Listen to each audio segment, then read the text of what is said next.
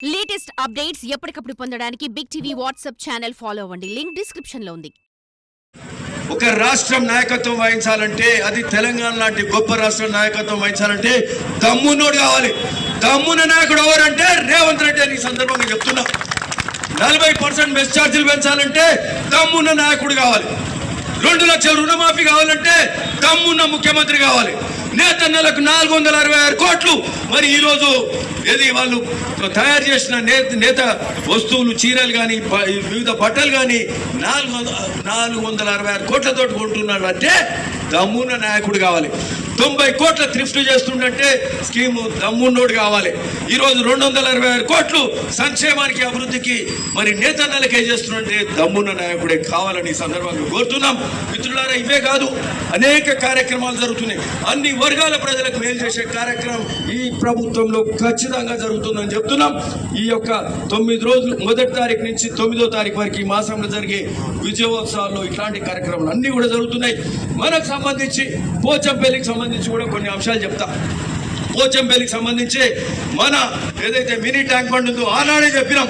పోచంపల్లి అంటే నేతన్నలకు నెలవు, రైతన్నలకు మరి ఇక్కడ ఉండే ప్రాంతం, నేతన్నలు రైతన్నలు అందరు కలిసిమెలిసి ఉండే ప్రాంతం, హెరిటేజ్ విలేజ్. మరి అట్లాంటి యునెస్కో గుర్తించబడ్డ విలేజ్. ఈడ మినీ ట్యాంక్ బండ్ ఒట్టొట్టుగా చేయొద్దు. అంతకుముందున్న మినీ ట్యాంక్ బండ్ పోచంపల్లి చెరువుకు మినీ ట్యాంక్ బండ్ 4 కోట్లు 5 కోట్లే పెట్టేది. 4-5 కోట్లు సరిపోవు, 12 కోట్లతో చేస్తామని చెప్పి మినీ ట్యాంక్ బండ్ గొప్పగా చేస్తున్నాం. అది కూడా మున్సిపల్ ఆఫీస్ బ్యాక్ సైడ్ నుంచి అక్కడ పోయి జూలూరు రోడ్ కూడా కలిసే కార్యక్రమం కూడా చేస్తున్నాం. అంటే ఏది చేసినా గొప్పగా చేస్తున్నాం. అట్లనే ఇక్కడ దాదాపు 20 కోట్లతోటి ఈడ అమృత్ పథకం కింద వాటర్ రిజర్వాయర్ కూడా ఇక్కడ అవుతుంది. ఇక్కడ పోచంపల్లి మంచినీళ్ళు ఎన్ని వస్తున్నాయి. మిషన్ భగీరథ అని పెట్టి 1000 కోట్ల అప్పులు చేస్తే ఈరోజు ఎన్ని వస్తున్నాయి పైసలు, నీళ్ళు ఎన్ని వస్తున్నాయి. 100 లీటర్లు రావాలి వ్యక్తికి. అంటే ఒక ఇంట్లో 5 ఉంటే 500 లీటర్లు రావాలి. ఎన్ని వస్తున్నాయి అంటే 30-40% వస్తున్నాయి. అంటే 200 లీటర్లు వస్తున్నాయి. ఇంకా 300 లీటర్లు వస్తే మనకి సరిపోతాయి. సరిపోక బోర్ నీళ్ళు అన్ననే పోస్తున్నాం, మూసి నీళ్ళు. అంటే బూడిదలో వచ్చిన పన్నీరు అవుతుంది. ఈరోజు 210 కోట్లతోటి కొండపోచమ్మ నుంచి 16 కిలోమీటర్ల పైప్ లైన్ ఒక 10 రోజుల కింద యాదగిరిగుట్టలో ఇనాగ్రేషన్ చేసుకున్నాం మనం అని కూడా ఈ సందర్భంగా చెప్తున్నాం. అది అవుతే 2-3 నెలల స్వచ్ఛమైన నీరు మనకు ఈ ప్రాంతంలో, బోర్ నీళ్ళు కలపని నీళ్లు కూడా మనకి ఈ ప్రాంతంలో వస్తాయని కూడా చెప్తున్నాం. దానికి సంబంధించి ఇక్కడ వాటర్ ట్యాంక్స్ కూడా, ఎలివేటెడ్ రిజర్వాయర్ లాస్ట్ టైం చేసినాం కదా ఇక్కడ బాలాజీ ఫంక్షన్ హాల్ దగ్గర చేసినాం. ఏ కాలనీ లేవుట్ ఏదేది వెంకటరమణ కాలనీ చేసినాం. 20 కోట్లతోటి మరి ఆ వాటర్ రిజర్వాయర్ కూడా చేస్తున్నాం. సో ఇవన్నీ సాగునీరు కోసము, అట్లే రైతన్నుల కోసం పిలాయిపల్లి కాలువకు, అట్లే ధర్మారెడ్డి కాలువలు కట్టు బునియాది గారి కాలువకు 500 కోట్ల రూపాయల శాంక్షన్ కూడా జరుగుతుందని కూడా ఈ సందర్భంగా చెప్తున్నాం. ఉత్తమ్ కుమార్ గారు ఇరిగేషన్ శాఖ మంత్రులు, మన జిల్లా మంత్రి కాబట్టి మనకు చనువు ఉంటుంది. అవన్నీ కూడా చేసుకున్నాం. బునియాది గారి కాలువ శాంక్షన్ అయింది.